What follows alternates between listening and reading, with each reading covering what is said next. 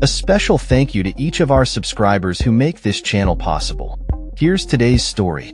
As Congress reconvenes after a 6-week recess, lawmakers face a critical agenda that includes the looming deadline to fund the government and the ongoing controversy surrounding the Jeffrey Epstein files.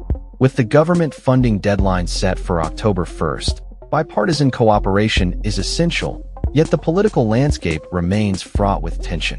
Top Democratic leaders, including Senate Majority Leader Chuck Schumer and House Democratic Leader Hakeem Jeffries, have called for talks with President Donald Trump and GOP leadership to discuss a path forward.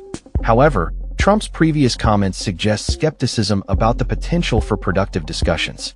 Meanwhile, Democrats are poised to demand the restoration of cuts to Medicaid and rural hospital funding in exchange for their votes to fund the government, complicating negotiations further. The current political climate is particularly challenging for Republicans, who hold slim majorities in both chambers of Congress.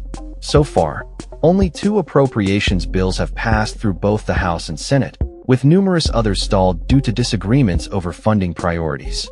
A stopgap continuing resolution appears to be the most likely option to avoid a government shutdown, but without bipartisan support, the risk of a shutdown looms large. On the Epstein front, Representatives Thomas Massie and Ro Khanna are set to hold a news conference with survivors of Epstein's abuse, aiming to garner support for a measure that would compel the release of Epstein-related documents. This initiative challenges Speaker Mike Johnson's preference for the Department of Justice to lead transparency efforts regarding the Epstein case. The House Oversight Committee is also scheduled to meet with Epstein victims, and tensions are expected to rise as Democrats continue to express dissatisfaction with the Justice Department's compliance with subpoenas.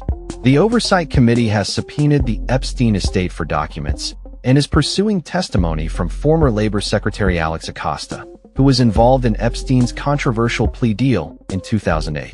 Additionally, the committee has requested suspicious activity reports from the Treasury Department related to Epstein and his associate Ghislaine Maxwell.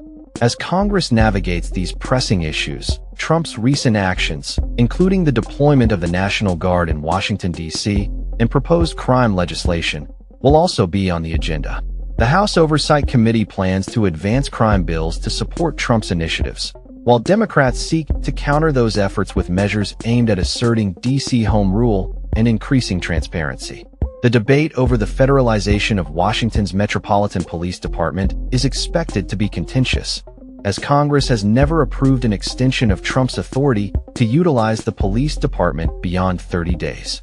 Furthermore, the Senate is anticipated to resume discussions on modifying confirmation rules for presidential nominees, a topic that remains a point of contention between parties.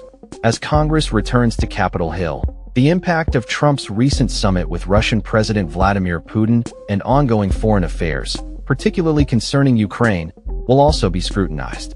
Lawmakers are likely to re-engage on sanctions against Russia, although no formal proposals have been announced yet. The investigation into President Biden's cognitive abilities and the use of an autopin in office continues, with more former Biden officials expected to testify in the coming weeks.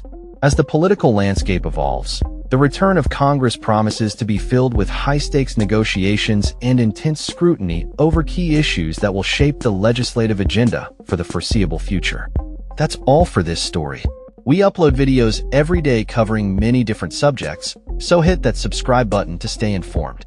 Thanks for watching.